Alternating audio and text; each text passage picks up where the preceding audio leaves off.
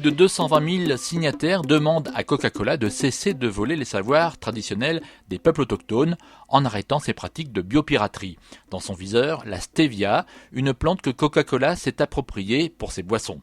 Il y a plus de 3 mois, France Liberté lançait une pétition pour que le géant américain du cola respecte les droits des Guaranis, ce peuple de la forêt amazonienne du Paraguay et du Brésil.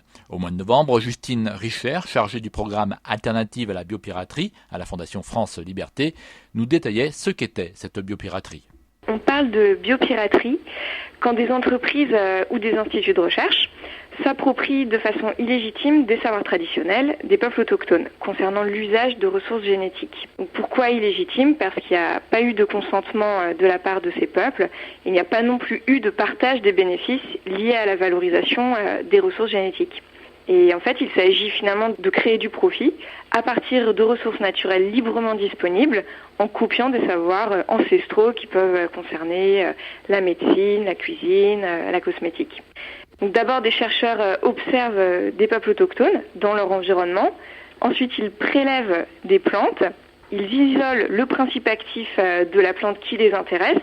Et ensuite, les chercheurs, pour pouvoir faire reconnaître et protéger leur innovation, demandent un droit de propriété intellectuelle. Et souvent, ça se finalise sous forme d'un brevet. Une biopiraterie a donc des effets sur les peuples autochtones qui se voient dépossédés d'une partie de leur patrimoine. Ce brevet peut être racheté par une firme multinationale, par exemple, et cette firme pourra en tirer des revenus conséquents en produisant, en commercialisant des produits qui intègrent le savoir traditionnel en question. Alors que normalement, pour avoir le droit de déposer un brevet, on doit respecter certains critères, dont la notion de nouveauté et d'inventivité. Or, si c'est des brevets qui concernent des savoirs traditionnels qui existent souvent depuis des siècles, il n'y a aucune nouveauté, aucune inventivité. En brevetant la stevia, Coca-Cola s'est donc approprié une plante, connue de longue date par les Guaranis, pour ses produits allégés en sucre. La stevia est un peu devenue le produit phare du XXIe siècle en raison de ses propriétés sucrantes mais quasi acaloriques. Les vertus de cette plante sont connues depuis bien longtemps par les Guaranis.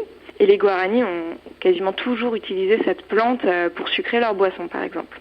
Et dernièrement, on a vu arriver sur le marché de nombreux produits à base de stevia, dont le nouveau Coca-Cola Life, donc la petite canette verte, qui est à base de cette plante. Or, les Guaranis n'ont jamais permis l'accès à leur savoir, ni reçu une quelconque forme de partage des bénéfices. Donc là, par exemple, on est sur un cas concret de biopiraterie. Ces appropriations des savoirs et techniques ancestraux des peuples autochtones ont des conséquences sur leur survie. Les peuples autochtones vivent de façon très vertueuse au sein de leur écosystème, et ça passe notamment par leur savoir traditionnel sur l'environnement qui les entoure. Et c'est important de reconnaître cette capacité qu'ils ont et qui jusqu'ici a quand même fait défaut à la société occidentale. Parce que ça passe aussi par limiter l'exploitation démesurée des ressources naturelles et limiter l'érosion de la biodiversité.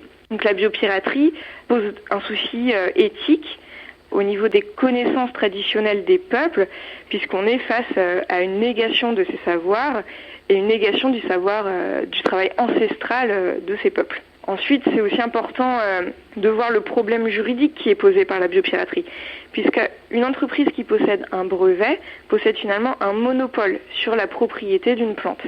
Et à partir de là, elle peut tout à fait rendre illégale l'utilisation des pratiques traditionnelles des peuples.